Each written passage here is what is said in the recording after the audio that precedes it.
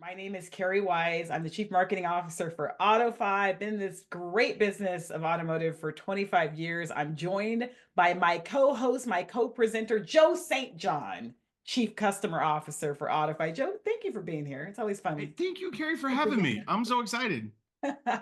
So we are going to be talking and actually sharing a presentation that we gave at this past NADA. And I don't know if you were there or not. If you were at NADA, go ahead and chat that in. If you were at NADA, chat that in. I want to see who was there.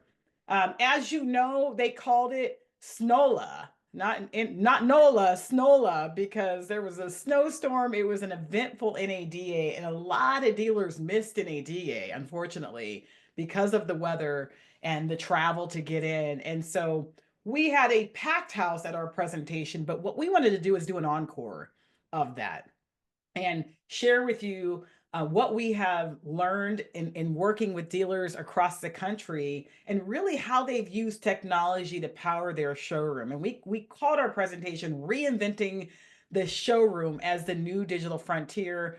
And so we want to share it with you. What we presented at NADA, we have some new insights as well, and we're going to add those in. So Joe, let me start by introducing myself before we jump in. I mentioned I worked in the industry for 25 years, and I've worked with OEMs and dealers from a marketing standpoint, but I actually started as an analyst and a trainer. And I love this business, and I love particularly taking it from a consumer insight standpoint and really translating the consumer to clients. I think of myself as the translator because we're oftentimes confused by the consumer and what they want and what they don't want. And so I've spent a lot of my career on that side of the business. And Joe, you've taken it from a completely other different angle. Yeah, so Carrie, you're not giving yourself enough credit. Like, ladies and gentlemen, I don't know if you know who Carrie Wise is, but she's an absolute maven. She's been at companies like Edmunds and TrueCar, where she was like deep into the data that tells the real story of what's happening in the business. And she's our chief marketing officer, and she's unbelievable. And I'm so stoked to be here with her. Thank I, on the other hand, am a schmuck from a car dealership. I started selling cars in 1998. I worked through every channel in variable ops. I was a general manager of a couple of Toyota stores. I was sales, F&I, finance director, sales manager, GSM, GM. I ran an internet department at BDC for a year. Like I basically in my head, everything we're going to talk about today, I think of it through the lens of somebody like sitting on the desk, working car deals, telling people that's how I kind of think about how the world operates. So today you have really someone that has an unbelievable level of expertise around really what the business is globally and holistically and all the data elements and what drives down into the funnel and all those things that really matter. And you have somebody that like lived it for the vast majority of my professional life on the like microscopic dealership side. And so we have a lot of fun together, Carrie. I love being on presentations with you. I love that you bring us back to the data and you help us to see like, and so I thank you so much for having me here, and thank you for getting this thing going. No, and I appreciate you, Joe, because you've been on in the streets and you have the stories and the actual best practices that you're seeing in the stores from your own experience and seeing other dealers. And I think what's beautiful about that is as an industry, we have to look at both, right? We got to look at the bigger picture of what the insights are telling us, what the trends are telling us, but we also have to bring it down to real Yeah. tactics that dealers can use. Well, and Carrie, that brings me to I think it's interesting. The picture that you picked for this is me on stage in AD. I think it was 2017 or 2019. It was Vegas. It was one of those 2 years. And what I was talking about then is basically what I'm still talking about today, which is a fundamental shift in the way that we think about the road to the sale, like the way that we think about selling a car. And most people, if I was to ask in the chat, what's step number one on the road to the sale, everybody would say some version of like meet and greet, and then you ask them a bunch of questions. We call that like needs analysis or qualify. And you land them on the perfect vehicle and do the walk around. And then milk a cow, test drive it. And then you come back, trial close 3 times, park in the sold lane, go get with your manager to see what they can do on numbers, go back and forth, get the customer to close. And now they start their favorite process, which is, meeting the wizard that lives in the broom closet in the back of the dealership that's going to conk them on their head and take more money.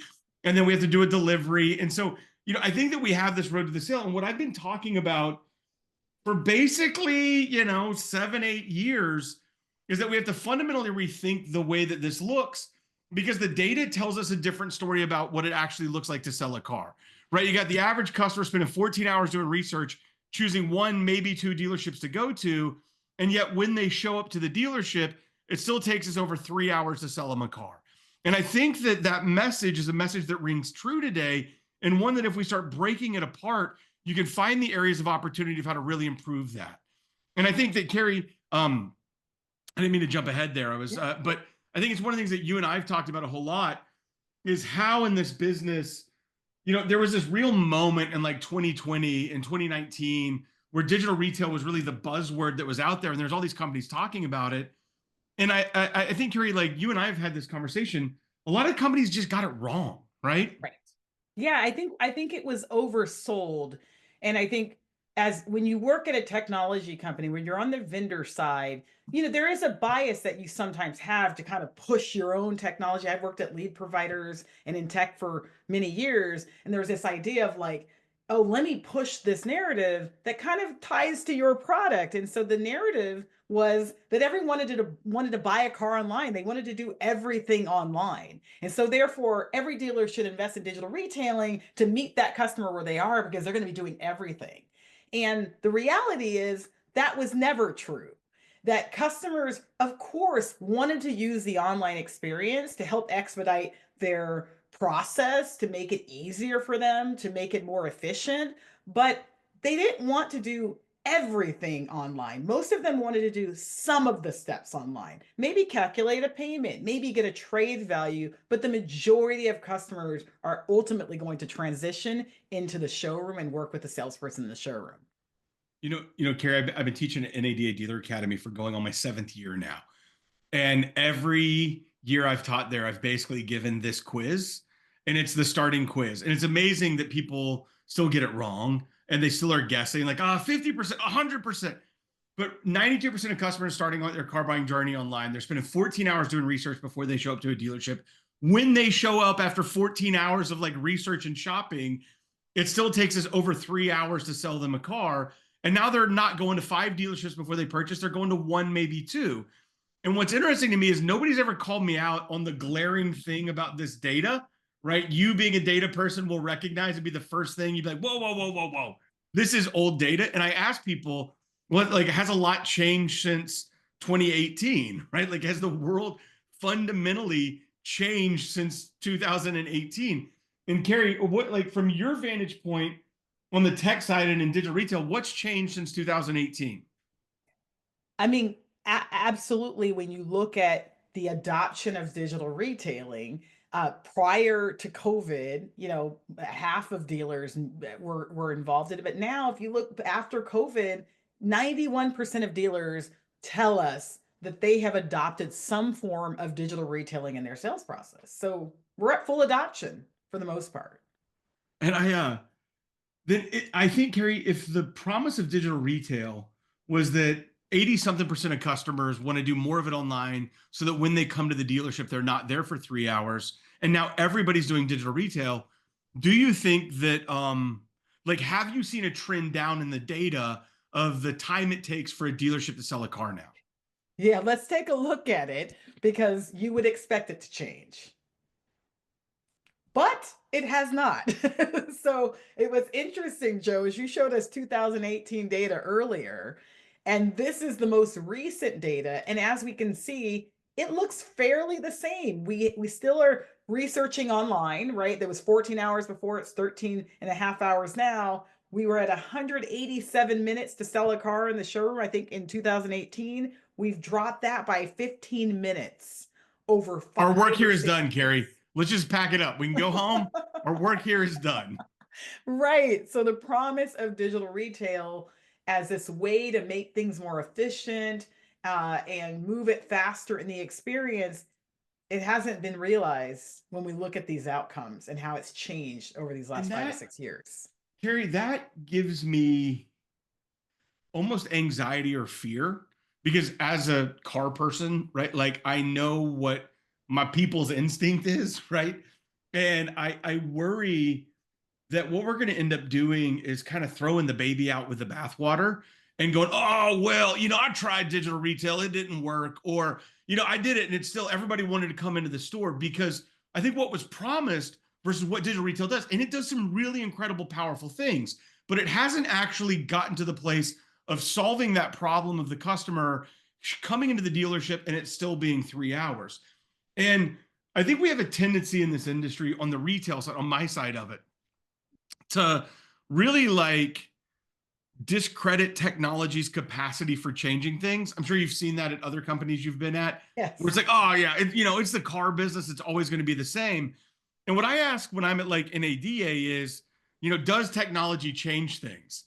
And what I'll get is absolutely right. Like everybody's like, oh yeah, I mean the whole world's different today. This is what TV looks like now, right? Like to me, this is TV. This is what my kids know as TV. This is how I watch TV.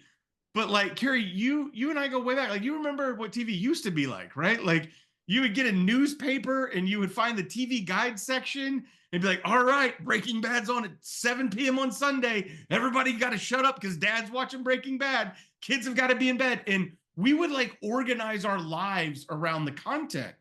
Nobody does that anymore because we can organize the content around our lives, right? It can be 10:22 and it's finally gotten quiet and I've finished everything I need to do and I can hit a button and like the next episode of The Witcher starts playing. Like we live in this world of instant gratification, and I think that the mistake we make is we all have recency bias. We think of how it is now as how it's always been, and we don't realize that this isn't where Netflix started, right? Where did Netflix start at? The DVDs that were mailed to Yes, me. like they were mailing DVDs around the country. And I actually love this picture that you found because to me, like, this is the perfect picture of what I think of as the digital retail moment in automotive, right? Like, it's this step kind of in the right direction, but it hasn't actually solved the problem. And you didn't make me mail DVDs to figure that out. What did you make me do? Well, I had this crazy idea. How about you go sell cars again? Yes, you got me to load my family, my pregnant wife and 5 children in our Sprinter van, drive around the country, and you made me sell cars for weeks and weeks and weeks, and then report back to you everything that I saw out there. Absolutely. And I think what I loved about when you went back into the field is, I've been on the vendor side my whole career. And a lot of times what happens is we're disconnected from what's happening. We hear what's happening. We have clients, we talk to them, but using our technology ourselves in the showroom, feeling the pain that dealers feel every day and the struggles. And I think that was the beautiful thing for me. And selfishly, I was able to take those insights and use it to help me communicate better, Next right? On time, the can you dealer not side. make me go to Minnesota in February? Like next time, can we have a little like I'll tell you, Carrie, it was a really surreal experience putting like the golf shirt on with a dealership logo on it and walking out and just taking it up. And it was really fun getting to communicate back to you. And one of the things I love about you is how you would just let me like brain dump everything that I was saying, just rah, rah, rah, and then this happened, and then this, and I would just tell you all these stories. And I feel like you did a really good job of synthesizing that down into what the real problems were out there that real dealers across the country were facing. Absolutely. And I think there were four themes that we found that we want to talk about today in terms of these problems that still persist in the business. And one of them was that there were a lot of manual decisions still being made, right? And we weren't necessarily using technology to optimize and automate some of these decisions. So we're still making a lot of manual decisions. The negotiation process, which has always been the kind of the Achilles heel of the sales process. It's why we have a 3 hour sales process. It was still a friction filled back and forth process. And I remember you in some ways being surprised by that, especially when you were in the shoes of having to convince a customer to accept a price I or Carrie, I wait. remember us talking, and it was like I think when you're living it all the time, like I did when I was a sales manager, it doesn't shock you that like somebody comes back from a test drive with a customer and they go to the desk and then they come back and it looks like they're dealing with a completely different customer. Right. Right? They come back and like, oh yeah, this is great. And then afterwards they're like, like this, like, and I would just see it over and over, like, Carrie, it's shocking. Like and I know this is how it's always been. It's just Yes. weird to get to see it, right? Yeah, absolutely. And that kind of ties to the third theme, which was about the trust gap and the idea that, as an industry, we have absolutely improved in terms of our process and our approach. If you look at the emphasis on CSI and all of that, yet there still was this trust gap between So the customer and the salesperson. I remember us talking and me being like, like we're the most compliant we've ever been. Right. These dealerships are like way above board. It's not jicky at all. Like it's great.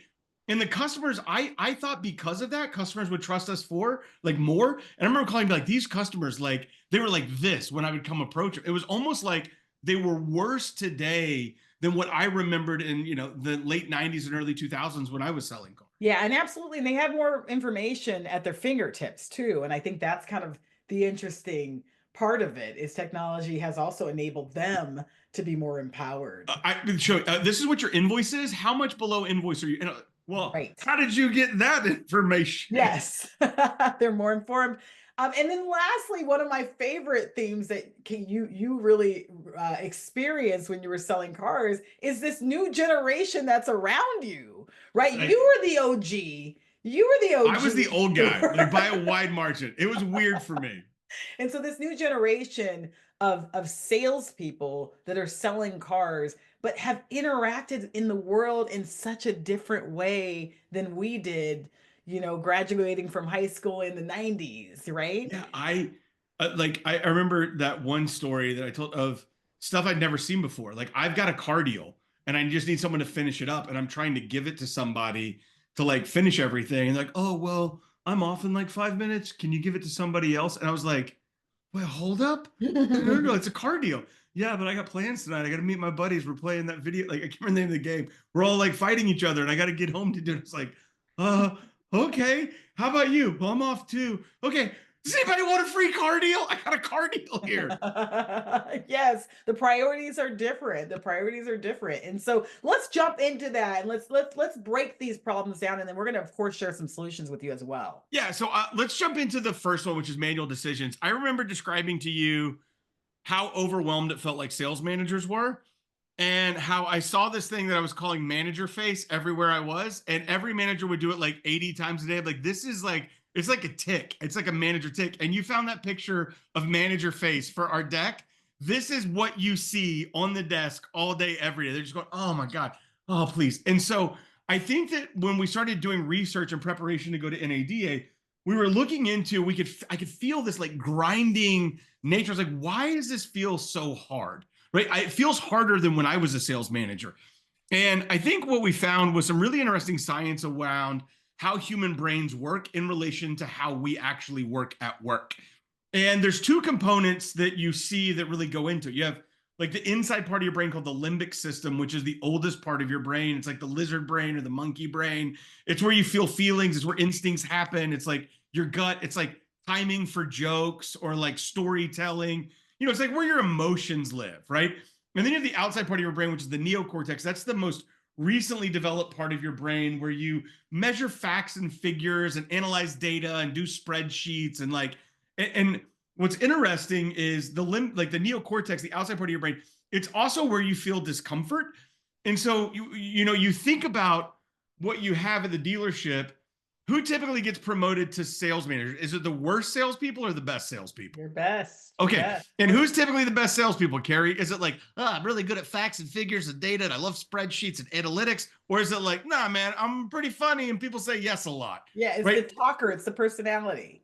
And so we have people with highly developed limbic systems, and we go, all right, congratulations, your new job is, I want you to sit still here and do math and make hard decisions all day, every day. And when you exercise your neocortex, it actually makes you uncomfortable. And because we can't see everybody, I'm not going to make them do the test we made everybody at NADA do. But at NADA, we made every person in the room solve this simple 8th grade math problem with a pencil, which is pure neocortex work.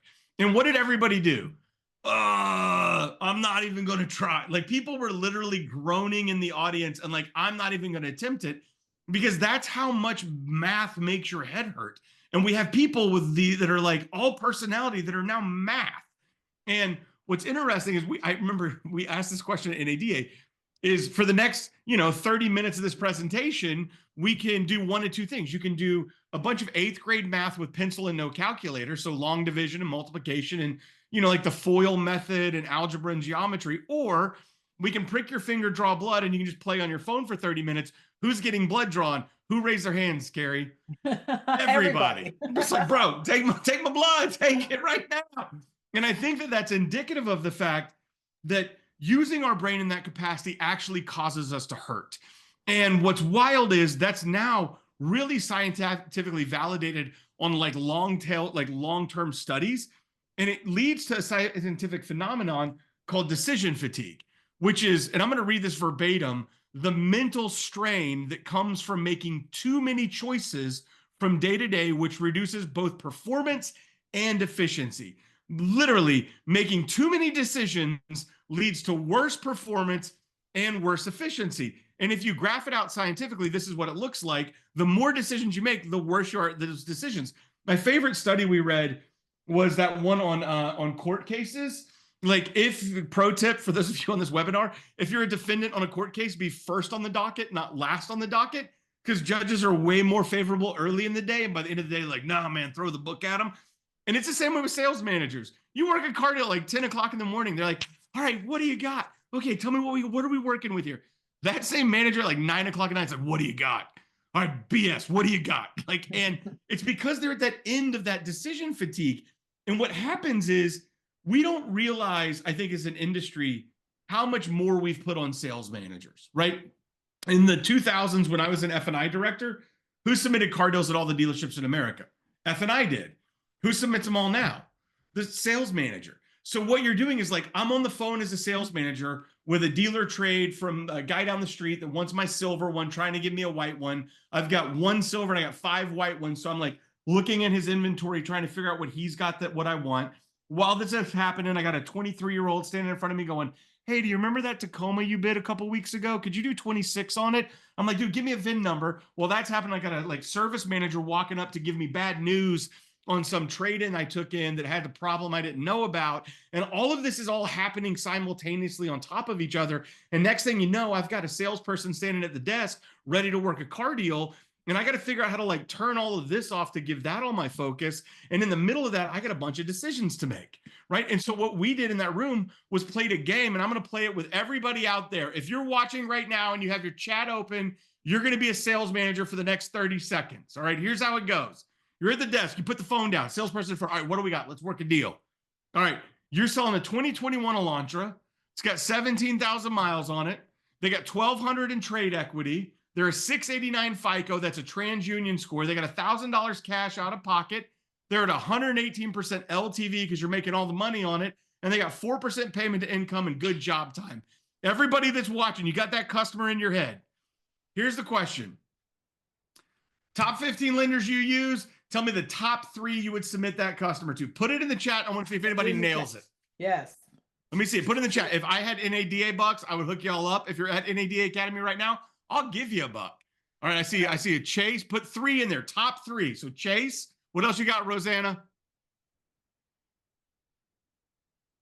I like when there we go. Bank of America, there's 2. Give me one more. Chase, Bank of America, and Ally. Wells Fargo, Ally, Cap One, coming from Luke. I got Chase Regional, Bank of America from Jason. I got Chase and Ally from Monique, Ally and Chase. I got GM Financial. All right, Roseanne, I see you. I got Mark saying I don't do F&I. Cap One, Ally, Santander. From Dennis, any other guesses? Going once, going twice. All right, Wells Fargo, Ally, Cap One. Any others? Going once, going twice, going 3 times. Okay, you know what y'all just proved to me? You are sales managers, because what you did is what every sales manager out there does. Is we have this situation, we have to like hit some mental pattern recognition. Okay, this one looks like Chase, Ally, Wells, let's go. And what you see is, even on a desk at a dealership, 3 different managers are going to submit that customer to 3 different banks.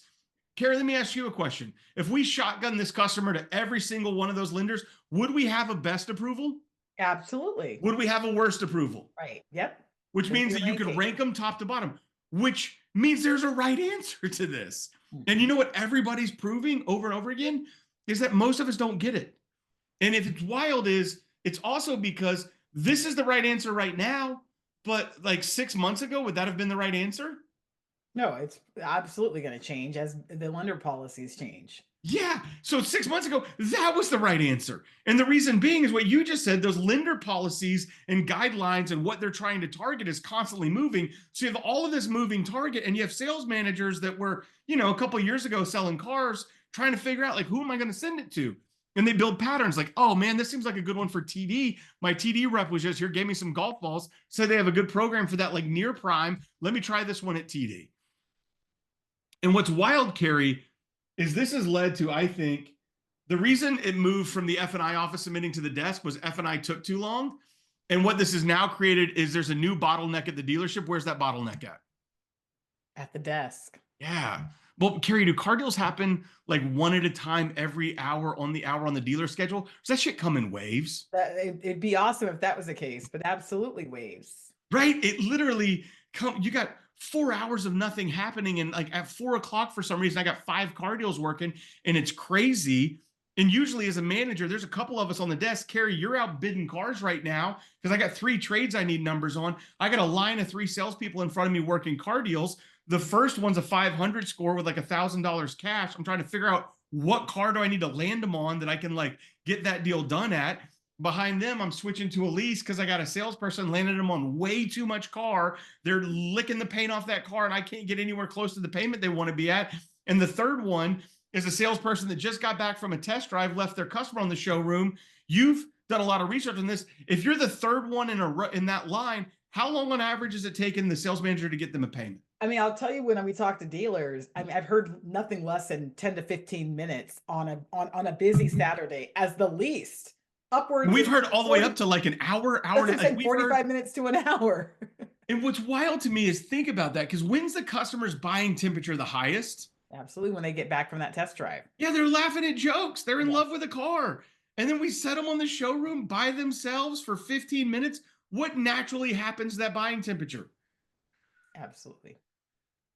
Carrie, if you sit anywhere for 15 minutes not knowing what's going on, right, with no idea what's happening, what does it make you want to do? Well, it makes me question. It makes me question if I was to put myself, and I've been a consumer, obviously, buying a car, is like, one, it makes me start to question why am I here right now? Maybe I should have spent some more time. Maybe I should have done some more research. Maybe I should have talked to my dad. Maybe, right? It makes me question and want to leave. And think about that from a selling perspective.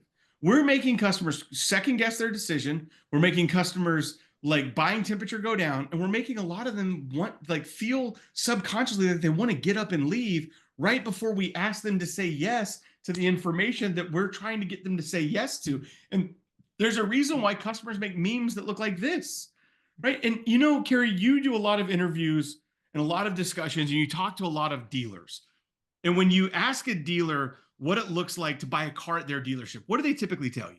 Well, I mean, I think most dealers think well of themselves, or especially from an owner standpoint, that they're different than every other dealer, that they have better customer satisfaction and better people and a better experience, an elevated experience. And I think as dealers, we tell ourselves that this is what it looks like to buy a car at our dealership, right? We tell ourselves that this is the experience that our customers, this is what we imagine it feels like for a customer to buy a car at our dealership. Does a customer have this picture in their head when they show up to a It's a dealership? little different, I would imagine. It looks like this. Like this is what the customer imagines it's going to look like to buy a car at the dealership. And now I have to present numbers to that customer and try and overcome this stereotype and this negative image that they have of me. And so what tooling do most dealers use to try and overcome that like image? They send out numbers on something that looks like this, right? And we went around the country. I was shocked at how many dealerships I went to where they literally still handwrite 80% of what's on the worksheet using a different color Sharpie depending on different things. And you know what's really interesting, and you brought this up earlier, is who we're now asking to take these numbers out on this sheet of paper and overcome that negative perception of the customer? Basically a 23-year-old that was working at a Starbucks 6 months ago or in an Amazon warehouse moving boxes around, that was raised by the internet. And as a dealer, I'm praying that they magically transform into Don Draper and go close this guy that's spending $70,000 on a pickup. How's that make any sense? Well, and you know what's even worse is imagine if the Gen Z person is the customer. So we got this guy, this OG is a salesperson, and we're trying to sell in this way to a new generation of customer. I didn't even think about that, right? Right? Yeah, or it's worse because this is your salesperson and the buyer's the Gen Zer. And so I think that for me, um, there has to be some impact of this on the car business, right? Well, and I think what we don't talk enough about is what are we getting out of our people from a productivity standpoint. And what I was surprised to look at, I love when NADA produces their kind of annual report of dealer insights. And when you look at the number of new cars an average salesperson sells, it was 9 cars back in 2016. And guess what it is today? It is 9 cars. So with all of that technology and our improvements in terms of process and mindset and all of that, we are still getting the same amount of production out of our people. It has not changed. And the reality is, it costs more to run a dealership, right, than ever before from a payroll standpoint. I'm hearing it from dealers all over the country how they had really good net profitability the last few years, and how this year it's getting hard again. Like that's a constant theme at NADA Dealer Academy is it's hard again. It's like it used to be. And market's always correct. And I think that that's I haven't thought about it in the context of the salesperson selling the same number of cars that they were then, but our costs are up 45%. Absolutely. So Carrie, you got some solutions for us? Let's talk Yeah, about some solutions. let's we've talked about the problem, and let's talk about some solutions, some best practices. And before we jump into those best practices, I want to help you understand where this came from. Because to me, it's not about Joe's opinion. It's not about my opinion. We want to look at the top dealers in the nation. So we looked at some of our Audify dealers that are really using technology, not just on their websites, but embracing it in terms of arming their teams in the showroom. And what we have found is their outcomes have been better. They're able to lock in a deal in less than 30 minutes from that first pencil to that customer getting approved.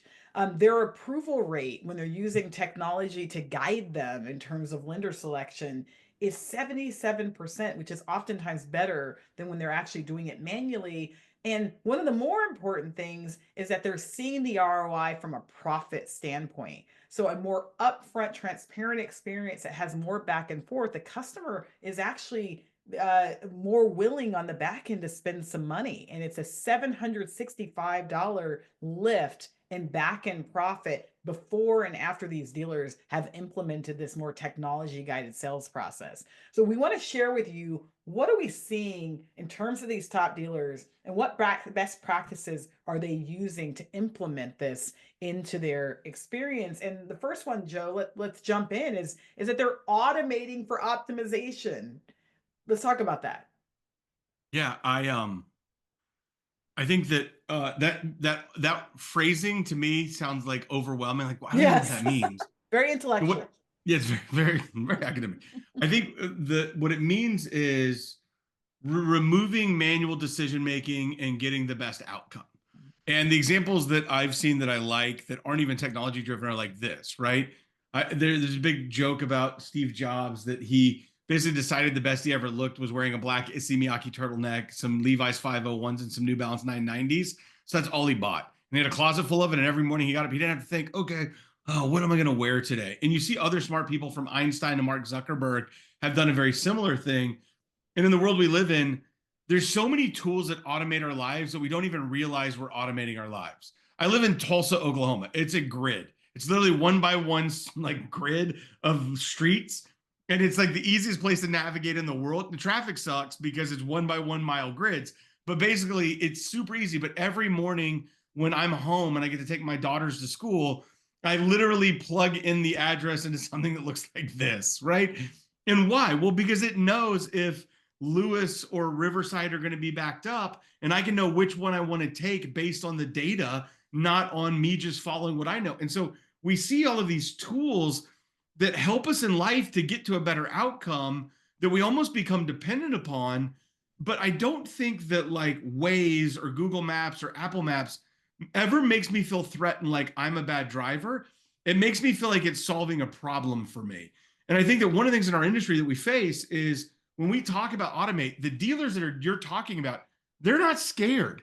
Like the salesmen aren't scared. Dude, give me every tool you can give me to give me like help me get better at what I'm doing here. And I think that that's one of the things that we have to overcome is this feeling that my value comes in knowing how to drive around Tulsa. My value doesn't come in that. My value comes in like all these other things that I do that are really important. And I think at AutoFi, what we've done, Carrie, is basically this is the best graphic I could find to like describe. We've applied a lot of like really complicated logic models and huge amounts of data analysis and basically iterative learning logic to figure out some really powerful things that can deliver something like that for a customer. So Carrie, how do you see technology taking on automation in meaningful ways in the future? Well, I think we see it every day. And you talked about how we're putting more and more on the sales manager's plate, right?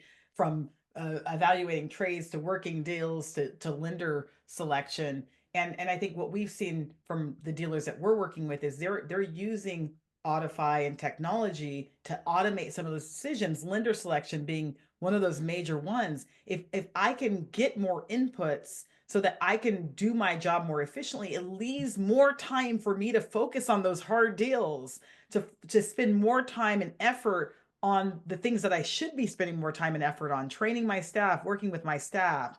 And so you can see the outcomes. We see the outcomes. When you look at the next slide, Joe, when we look at lender selection in particular, we're seeing that our dealers are actually when we look at when they're using AutoFi versus when they're manually submitting for lenders, they're actually sending to less lenders through AutoFi and actually getting slightly more approvals than when they manually do it, meaning they're shotgunning out to more and actually not optimizing and getting the same results.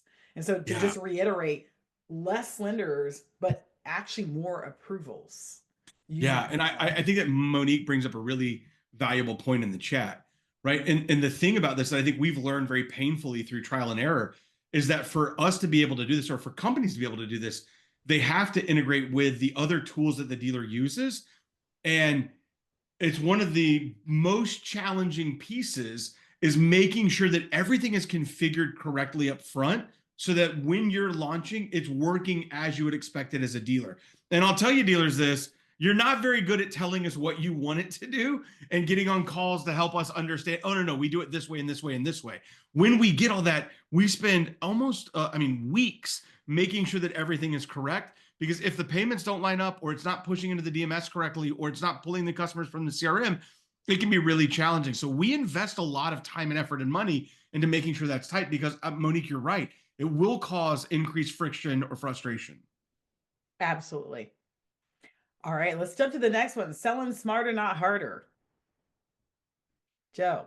So, Carrie, I got in an argument at the academy a few weeks ago, actually a couple months ago now, where the manager's like, well, it takes so long because customers want to negotiate. And I was like, I don't agree. So let's have a discussion. And the reason I don't agree is it's not what my experience was being out on the road selling cars, right?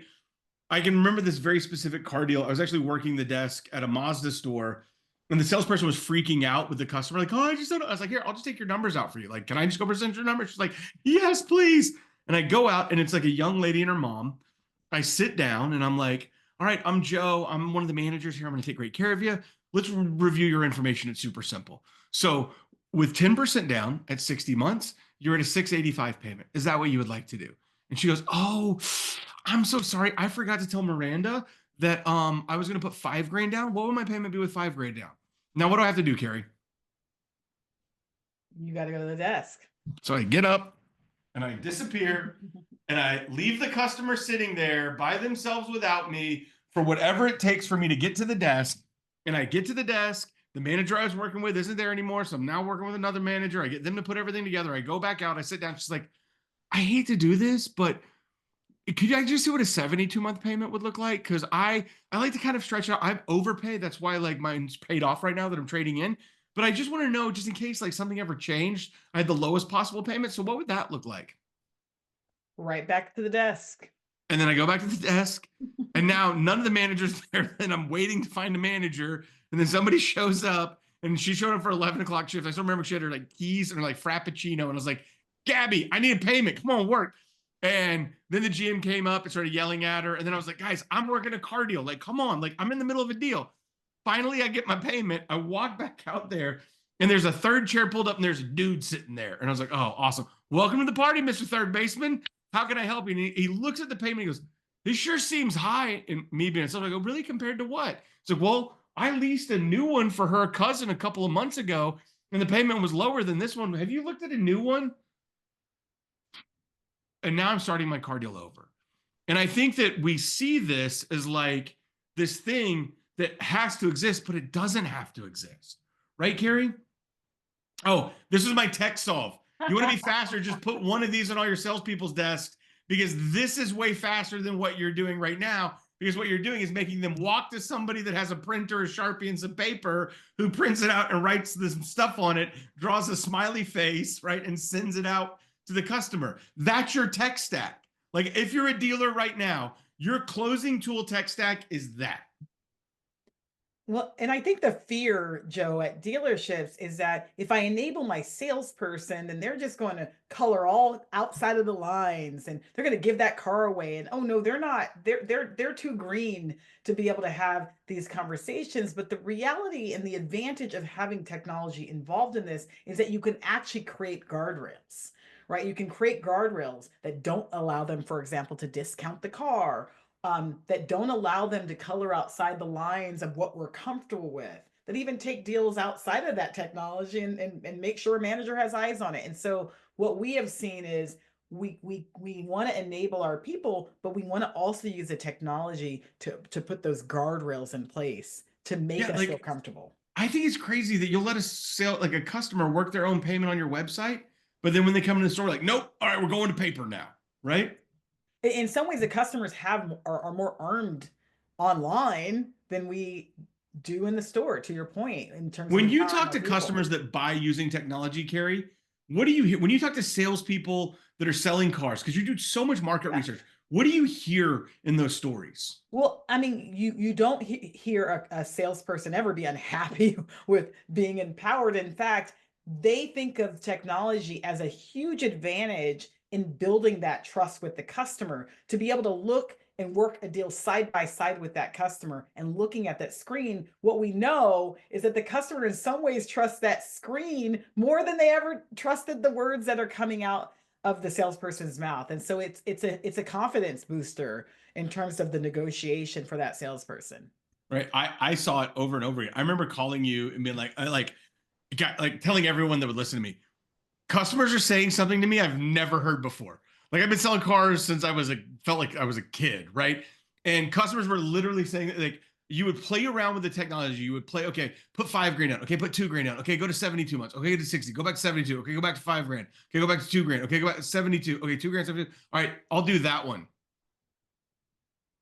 Come again? I'll do that one. Okay, let me get you printed up now. Like it was wild to me to experience that level of like just okayness with it, because usually it's like them on the other side of the table, me on this side, and we're like going to arm wrestle for a while. Well, and I think part of it too is that we are in some ways we are taking the power away from the salesperson. So the salesperson is trying to gain confidence with this customer, and when the customer has a minor change, them having to go to their manager every single time, in some ways, kind of erases their validity and power, right? So as a customer, I'm sitting here going, "This guy can't. He can't. I might as well deal with the manager." Right? Because Yeah. he's not empowered to actually work this deal with me. Well, and that's where the customer's like, well, if you're not empowered, can you just get somebody that's empowered to come out here and help me do this?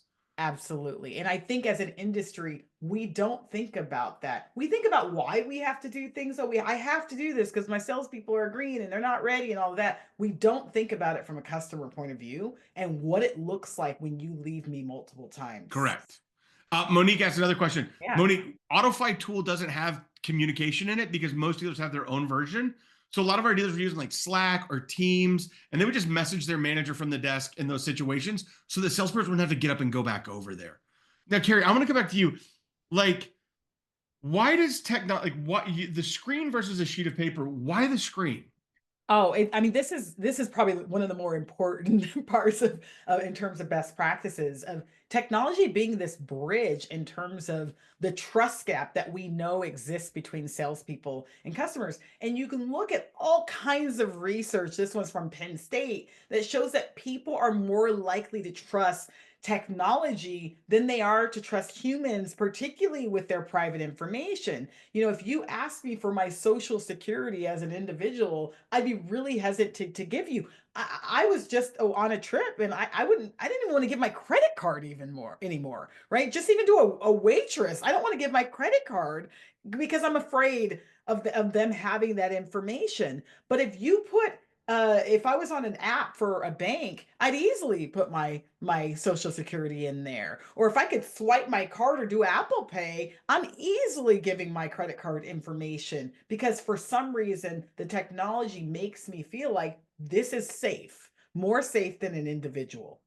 There are still dealers out there that are hand filling out paper credit applications for customers. They're No having way. salespeople hand fill that out. No way, no how. And I think, the another example outside of the automotive industry is we think about Uber. I think about this guy on the left. If he came to pick me up and ask me if I needed a ride, the answer is no. I'm not trusting him. So no offense, but I'm not getting in the car with him. Now, if he was a part of the Uber app and I'm going through the Uber app and they sent him as a driver, I'm absolutely getting in the car because Uber and the technology has made me feel secure. This guy has been validated and checked, and I see his ratings, and the technology has made me feel better that there's tracking, but it's not just a convenience thing, Joe. And we talk about this all the time that some people say, well, you would go with Uber over a taxi or an individual because of convenience. And you talk about all the time, right? You talk about your New York when you come to Bro, New every York. time I land at an airport and I order an Uber, I wait 15 minutes for Uber to show up, and I walk by a line of taxis that I could just get in and would take me to the hotel. Absolutely. So it's not just a convenience thing. This is very much directly giving us validation, and that's what technology does. And we see it when we look at Audify, when you were working in the store, but when we talk to dealers as well, is that the customer defenses go down in many cases when a salesperson is able to present numbers on a screen or iPad, or they're able to talk about lender approvals and interest rates. All of that, for some reason, when that customer sees it on a screen versus having to take the words out of a salesperson's mouth or a manager's mouth, I mean, we know the trust gap exists, yet we still expect the customer just to get over that when they see a printout from our DMS or when we send our salesperson in to verbally give us talking points. And what we're saying is that doesn't align with actual consumer behavior and how we interact in our everyday lives. Well, I took this picture of a live car deal because I noticed something that I hadn't seen before, and that was the salesperson and the customer like sitting together side by side, not like sitting across from each other. And I was so shocked by the subtle shift in body language from like face to face standoff to like now, no, okay, so what do you guys want to do? And I remember this because I ran from there back to the desk after I took the photo. I love this salesperson like looking at me as I'm creepily taking an iPhone photo. I ran back to the desk and I looked up this deal because this is a dealership that went from traditional F&I to a single point of contact process. And this customer bought two Foresters before this Forester from the same dealership. So I looked to see how much money we made in F&I and the DMS on the last one, and it was zero. It was like a 250 flat and no products. Went to the one before that, $200 flat, no products. And I'm sitting, I'm like, oh, this kid's dead. Like this deal, he's gonna sell a car, but he's not gonna make any money. He comes to the desk like 5 minutes later. He's like, all right, they're done. They took the gold package. And I was like, wait, what'd you say? You say gold package? That's like everything minus theft, bro. Like you got a gold package? And then I pulled up, I'm like, this is making a bunch of money. And then I look in AutoFi in the back end, from the time he logged that customer till he was standing in front of me, ready to get everything in Route 1 to like sign for their like DocuSign or whatever, 22 minutes. Like, think about that. Like, back from the test drive, gold package done, 22 minutes. Like, for me, that was wildly overwhelming and telling. And then I saw it personally. Carrie, you got something you want to add? Yeah, no, I was looking, I was just, I guess I saw Jeff's comment. He said side by side rules. I piloted that. back in the 90s, and we always sat next to the customer. And I think that's a really good point, that it's not just about the screen, it's Yes. also our disposition with that customer, right? Side Yes. by side, we're working the deal together, and you're in essence giving the customer the perception of control, the Yep. perception that they're in control of their destiny. So then this is an example for me. And I think that we think of transparency as a bad word in auto, but I think transparency is a tool to build trust. And I had a customer that was told me from the jump, I'm not paying more than 10%. Don't try and show me nothing more than 10%. I got good credit. And so we finally get, I'm like, hey, look, if you love this car, let's just submit and let the banks compete for your business and see what they come back. And he's like, yeah, but I'm paying no ridiculous interest. I was like, all right, cool. Let's see what the banks come back with. And these are my 3 approvals. I remember because he was putting no money down and he wanted to go 84 months and he had okay credit. It wasn't great credit, but it was 15.24 on the first one. Chase cutting back to 75 at 18 and a half. Santander cutting back to 75 at 19. I immediately, as a salesperson, was like, all right, he's about to swing. Okay, wait for it. Here we go. Buckle up. Let's brace ourselves. And he did like 45 seconds carry of loud nose breathing, like, and about 45 seconds later, he goes, okay, I'll do the ally one. And I realized how much money as a sales manager I'd left on the table because I wasn't telling the customers all the options that were available to them and making them feel like they had choice. I was sending out that 15.24 and trying to defend why it was that with a salesperson who's getting yelled at by a customer. And you know what's crazy about this? He took 15.24 and it's got maximum rate markup applied to it because all of them do. And I think that Yeah, we don't leverage it. Go ahead. yeah, and I think there's research tells us time and time again, back to consumer research, that consumers want choice. And Mm-hmm. as an industry, we don't give a lot of choices. We put a price in front of them and we want to see if they accept that price or not. And then we adjust that price. Do you accept it or not? Or we got you approved. Here's the approval. And so when you look at it, the magic number is three. Three is the Yep. magic number. And a lot of times when a customer has 3 choices, think about our fast food, right? Small, medium, large. What Yep. do we go with? A lot of times we go with the medium, we go right down the middle, or we go, even if we went with the lowest, it's more than what we would have gone with if you just put one option in front of me. And so I think what we have learned through our, even our how we lender presentation, is the power of choice actually gets the customer to move forward Correct. and then oftentimes do more than they would have done. I want to answer John Schultz's question. Yes. If you got a big bank fee, you get to suppress it. So, like, you choose if you don't want them to show anything with a bank fee over $500 or $1,000 or whatever your tolerance level is, it will not show that to a customer. If you get all declines, right, it will not show. It'll say it's been submitted, and then someone can look at it. And on top of that, if it's a 500 score, don't ever submit that deal without me looking at. If I'm at 150% LTV, don't submit it. So we have filtering mechanisms that will stop it from getting submitted. We'll text message all your sales managers and tell them to go take a look at it. Now, let's talk about this one, Carrie. Yeah, let's wrap up with another important one. Speaking of Gen Z. So this is my favorite team I sold cars with. This is the Hello Subaru crew. You got Sammy and Chris. Summer, like Summer was a hairstylist and worked at a Starbucks, which is why I use that example. Emilio and Luis both came from a Amazon warehouse. They brought their buddy Chris, who wasn't even 21 in this picture. He was 20 years old. And I show this picture because like that's what Gen Z Salesforce looks like. And I'm going to say something controversial. I think that the Generation Z that's out there selling cars right now has more sales potential than my generation, than my dad's generation, and nobody believes me, which is why I took this picture after closing out August with them. Like they're there, like there's Devin, like Maurice, like that's the crew. There's me 40 pounds ago. There's Summer right beside me. And I took this picture the last day of the month, and I don't and I literally texted to my dad, and then who was in the car business. And then I texted him this picture. It's like, can you believe these kids sold this many cars per person? 20, 20, 24, 28, 19. They're averaging 20 cars a month. And their owner last summer sent me this picture and said, hey, Chris led the board in June. How many units do you think he did? I texted him back 30 because I thought that would be crazy. 42. That kid's not a manager with a couple salespeople who gets to call themselves a salesperson and they're his assistants. That kid on his own sold 42 cars in a month.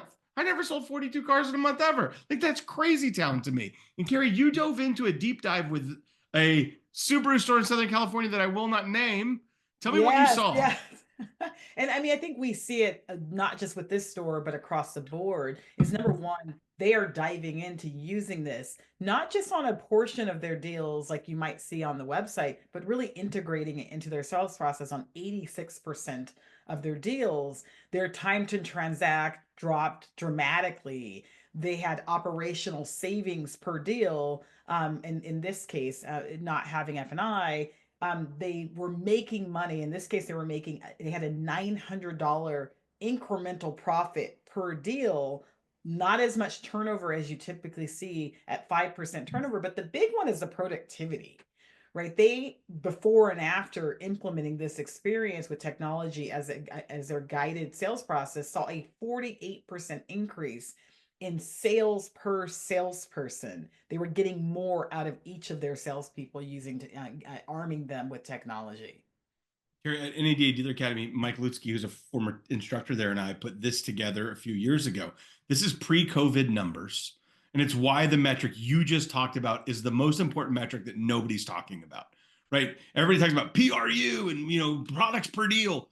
If you take if you're 170 units a month, domestic dealership using pre-COVID NADA averages. So pre-COVID averages, because everybody thinks that's where it's going back to, and you go from 9.75 units per month to 18 units per month, net profitability impact, not gross impact, roll down to net profit at like the bottom line of the financial statement is an increase of $500,000 a year. If you're a GM on a GM pay plan, think about what that means to you, right? It is a net profit impact of over $500,000.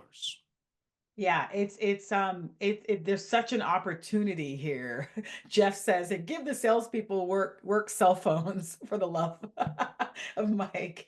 So good, so good. But yeah, I mean, there's such an opportunity here, Joe, in terms of, like you're saying, not just the customer experience, but also let's elevate and get more out of our people using technology. So we want to open it up for questions. I know we're getting at the end of our time here. But if there are any other questions that we can answer, and kind of while we wait for additional questions, Joe, I think there's always some skepticism, Joe, in terms of, is this a challenging experience to implement?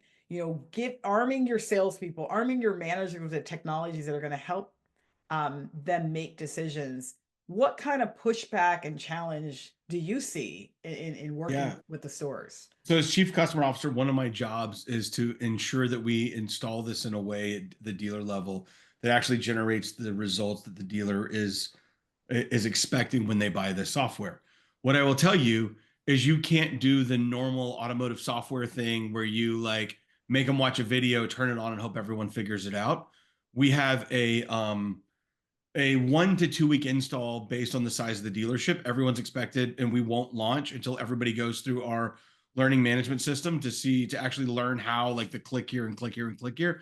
But at the time of launch, we send in people that in the last 12 months were basically sales manager or GSM level at top performing dealerships. Some of them were even dealerships that used AutoFi on the showroom and were unbelievably good at it. And they show up as an additional asset at the dealership and literally drive the change. They are at the desk working car deals with the sales manager, showing them how to do it, going out and TOing car deals and closing them. And I'll tell you that the real pushback is typically fear, and it is a fear based on, what does this mean for me? What I would say is the dealers that have the most success, it is a top-down initiative with a lot of accountability, and the middle level is really excited about what it means for them and being able to work more car deals faster and more efficiently. And so I would say that the biggest pushback comes from a place of fear, right? It's sales managers thinking, oh, they're coming for my jobs. No, we're just trying to make you better, bro. I just want you to be able to, I want your salespeople to close more car deals faster and easier, and you to not be so stressed out all the time. And I think that dealers that really are good at this understand the vision of what it means. That understanding is shared across the dealership. And there's an accountability that this is the way we're moving forward. And I need people that are going to be a part of that. And when you have that, pulling it off is so much easier. Where it fails, it's like, oh, we'll try it for a couple months and see if it works. I've never seen that work ever. And I think that yeah, that's my take. Yeah, and I know Monique was asking a couple questions about cost, and I think Monique we'll follow up with you to set up time to kind of talk about it. We'd love to show you the technology, show you, and talk about some of the costs. She also asked about onboarding as well, which I think Joe you kind of covered that this is not just a video that you watch and then your team's ready to go. I think for us, we're spending at least a week in that store, really selling cars side by side with you because we need to really work the deals versus just kind of throw out some high level training. We need to customize it to the experience.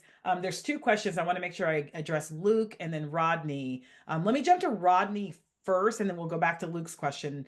What's your best way to get a commitment to close a deal because it's so fast? So you Yeah, want to walk through I that? can tell you, we train a 5-step process. It's awesome. You get back from the test drive, you do your normal trial close, you come inside. I take the keys out. I don't have any keys in my pocket, and I have it on the screen looking at me. And I go, okay, stock number 68742. And step number 1, confirm the selection. Carrie, is that the vehicle you'd like to own? Carrie goes, yep, that's it. Or it depends. And I go, great. What does it depend on? Well, if I can afford it, the payments are right. Right. So, okay, so if we can make it affordable, fit it in your budget. This is the car you'd like to own? Yep, great. So confirm the selection. Step number 2, and this is the moneymaker, turn your chair sideways and go, great. Then let's build your deal together. What's the key word I said at the last of that statement? Together. Together. Step number 3, Rodney, super easy. Read what's on the screen, right? Okay, so with 10% down at 60 months or at a 685 payment, step 4, ask them to buy it. Is that what you would like to do? That's the one that we've seen work the best. So this, is that what you would like to do? Step 5, the oldest in the book, just shut up and see what they say. And a lot of times they're going to immediately start playing around with things. Okay, well, go to 72 months. Okay, I can't put 5 grand, I'll put 2 grand down. The more that they engage with it, the more it's making it whose idea? The customers. And if it's the customer's idea, for those of you that have been closing for a long time, they're way more likely to say yes to it than if it's my idea. Yeah, I think what we also see is that because they're bought into their own numbers, they're working the deal. When you start talking about F&I products and gap insurance and all the things that you're going to talk to me on the back end, I'm much more open to talk about those things because I was a part of really building my own deal that I'm comfortable with. And I think a lot of times what we do in today's environment is we spend so much back and forth in time and effort and frustration in fighting over the numbers that by the time I get to F&I, I'm saying no to everything. And I've been that customer. No, no, no, no, no, because I've been here long enough and I want to get the hell out of this dealership. And so we expedite the upfront. We oftentimes see they're more likely to spend more money on the back end. Let's talk about Luke's question. How does this work with captive lenders? Joe. Yeah, so we have integration with most of the captives that are out there. And so AutoFi has a really interesting intelligent lender routing where we analyze, millions of approvals and across multiple dimensions. So LTV, payment to income, customer profile, time on, like all the different stuff, right? We can basically set up a smart app routing or intelligent lender routing that goes, okay, 720, 100 to 120%, it's going to go to captive first, and then it's going to go to lender A or lender B. Absolutely. Okay, good. And then And you can adjust all of that to also support things outside of the captive. So say you like floor with Ally, you can give Ally first choice and then flow to a couple of alternative lenders. There's a yeah, lot of really cool things that it can do. yeah. So it's configurable, and it also includes. I think you mentioned your Yeah. markups and all the things that you would normally do if you're selling cars. In your typical sales experience. So What? Rodney, I'm going to answer your question, which is what is best practice to present Yep. F&I numbers before sending it to the banks or after? I'm a bit concerned about transitioning. I agree. I have wondered that same question, and I can tell you this: I've got dealers that do it both ways, and both are killing it. So I got some dealers that present all the F&I products before sending it to the bank, and then I got some dealers that get the approval, they close on that, and then they go into the F&I presentation. And I think that depending on like what works for your dealership, I've literally seen both of those work really, really, really well. What I can tell you is now being in thousands of dealerships and traveling around the country, there are dealers that do it all sorts of different ways and are unbelievably successful with it because it like works for their people and their brand and their market. And I think that those are the differentiations that I would call out on it. Well, and I think that's a really important point too, in terms of whether you're looking at Audify or other vendors as well, is it has to align with your sales strategy and processes. And what we don't do is try to prescribe this is the one way of doing Hmm. things. What we're trying to do, and why Joe's team is in there for that week and spending time working deals with the dealership, is to really understand what are your philosophies and processes, and how can Audify fit in to that experience, enhance that experience, but not necessarily prescribe this is the only way to do things. And we have dealerships that turn certain things off and on within Audify. As you mentioned, F&I, maybe they're using our F&I menu, and others that aren't, but either way, it has to kind of align with your philosophies and strategies.